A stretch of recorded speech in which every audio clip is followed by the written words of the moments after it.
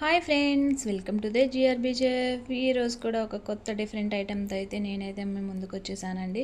ఏంటి ఐటెం అనుకుంటున్నారు కదా. ఈరోజు అయితే నాన్ వెజ్ తినే వాళ్ళ కోసం స్పెషల్గా నేనైతే ఒక డిష్ని అయితే రెడీ చేశాను. అది ఏంటి అనేది అయితే నేను మీకు చెప్పేస్తానండి, ఎందుకంటే మీరు వెయిట్ చేయలేరు కాబట్టి.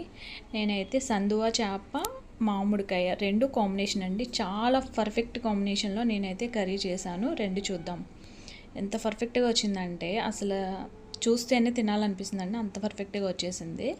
నేనైతే ఫస్ట్గా అయితే చక్కగా ఫిష్ అయితే ఇలా చిన్న చిన్న ముక్కలుగా కట్ చేయించి వాటిని చక్కగా సాల్ట్ వేసి మొత్తం అంతా నీట్గా కడిగి పెట్టేశానండి. నేను చూపిస్తున్నాను చూసారుగా ఎంత పర్ఫెక్ట్గా అయితే కడిగేసాను. చేప కూడా చాలా ఫ్రెష్గా అయితే ఉందండి.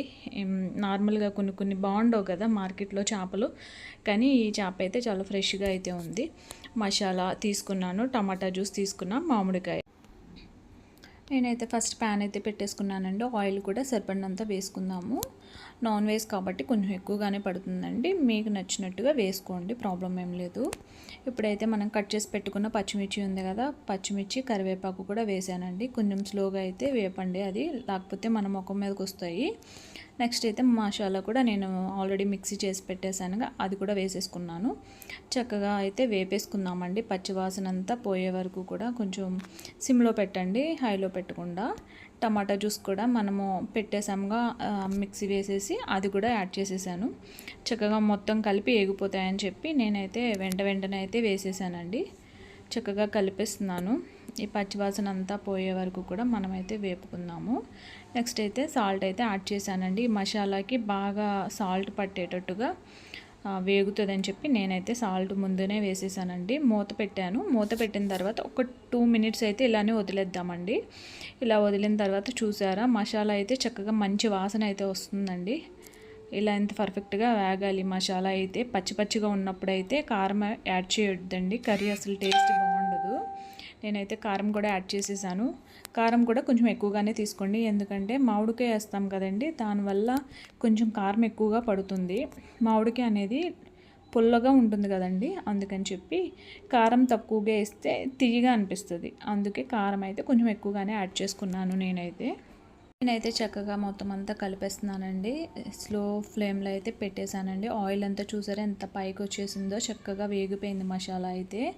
చేపలన్నీ కూడా మనం ఎప్పుడూ చేపల్ని ఒకేసారి వేయకుండా ఒకటి సింగిల్గా అయితే వేసుకోవాలండి. చేపలు కొంచెం డెలికేట్గా ఉంటాయి కదా, దానివల్ల చాలా త్వరగా విడిపోతాయి అన్నమాట. అందుకని చెప్పి ఎప్పుడు ఇలా సింగిల్గా ఒక పీసు చక్కగా అలా అడ్జస్ట్ చేసుకుంటూ ఆ పైన అలా పెడితే సరిపోతుందండి. చేప అనేది జస్ట్ ఆవిరి వస్తే చాలండి, ఉడికిపోతుంది. ఈ కలిపేటప్పుడు కూడా చాలా జాగ్రత్తగా అయితే కలపాలండి చేప అయితే, లేకపోతే మొత్తం అంతా కూడా ఫ్రై లాగా తయారవుతుంది. అందుకని చెప్పి నేనైతే కొంచెం కేర్ఫుల్గానే వండుతానండి. చేపలైతే అస్సలు గరిటి యూజ్ చేయకుండానే వండుతాను నేను. చక్కగా చూసారుగా, వాటరు చాలా తక్కువగా యాడ్ చేసుకోండి, ఎందుకంటే చేపే వాటర్ కదా, అందుకని నేనైతే తక్కువగానే యాడ్ చేశానండి. చూసారుగా, చక్కగా ఒకసారి అయితే గరిటె యూస్ చేయకుండా చక్కగా ఒకసారి ఇలా అయితే కలిపేస్తానండి నేను. చూసారా, మొత్తము మసాలా అంతా కూడా చేపలకి అలా ఆ నీటిలో చక్కగా ములిగేటట్టుగా అయితే లైట్గా వేసాను వాటరు. మామిడికాయ చూసారా, మామిడికాయ ముక్కలు ఎవ్వరు కూడా కట్ చేసుకుని వేయొద్దండి చేపలో, ఎందుకంటే అది అసలు ఉడకకుండా ఉంటుంది. నేను పీలర్ ఉంటుంది కదండి, ఆ పీలర్తో చక్కగా ఈ విధంగా అయితే మామిడికాయని కట్ చేశాను. చక్కగా వేసేటప్పుడు చక్కగా పైన కొంచెంగా అలా వేస్తే సరిపోతుందండి.